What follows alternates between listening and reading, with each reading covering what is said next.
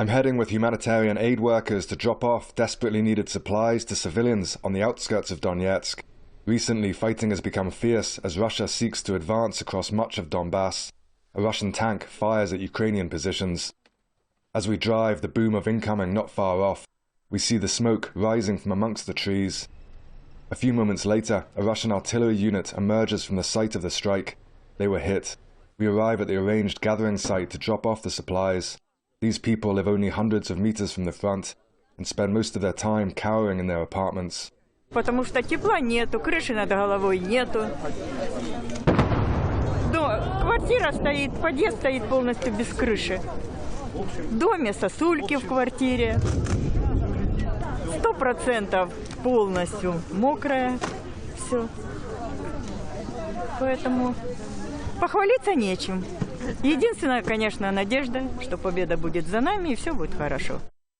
Now, while I have reported on dozens of the Ukrainian terror strikes in the center of Donetsk, where there are no discernible military targets, bus stations, schools, markets, here we're so close to the front line that the civilians who live here run the extreme risk of getting hit by indirect Ukrainian fire. You can hear the constant incoming and outgoing around these areas. The people here tell me that just yesterday a music school was hit, killing a local man.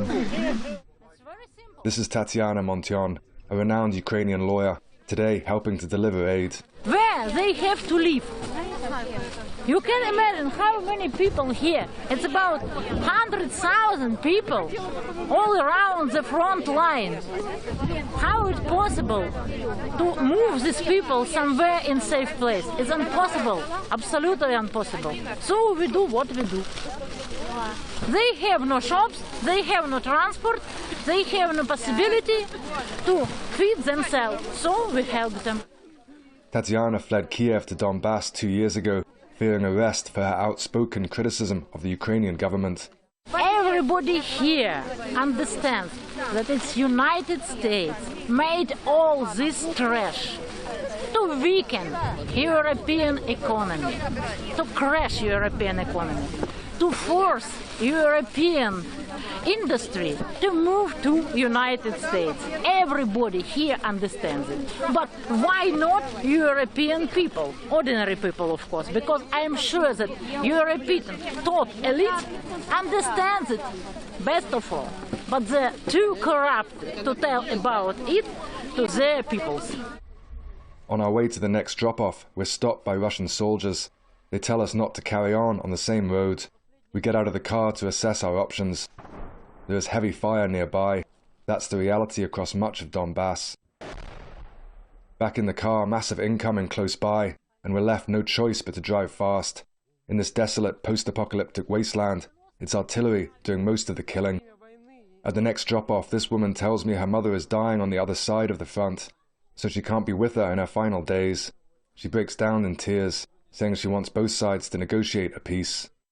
Чтобы не стреляли, чтобы они договорились, чтобы как-то, уже был мир, чтобы как-то все уже закончилось, мы боимся уже. Как-то отодвинули куда-нибудь, и вообще бы не было, чтобы этого. Как мы боимся, мы тут живем под страхом. Им-то поставляют, пусть не поставляют никому ничего, и все. Мир бы, и все. With peace negotiations further away than ever, both Russia and NATO seem determined to end this war with brute force. For the civilians trapped along either side of the battle lines, survival is a daily chore. Many won't see the end of the war. Many won't see the end of this week.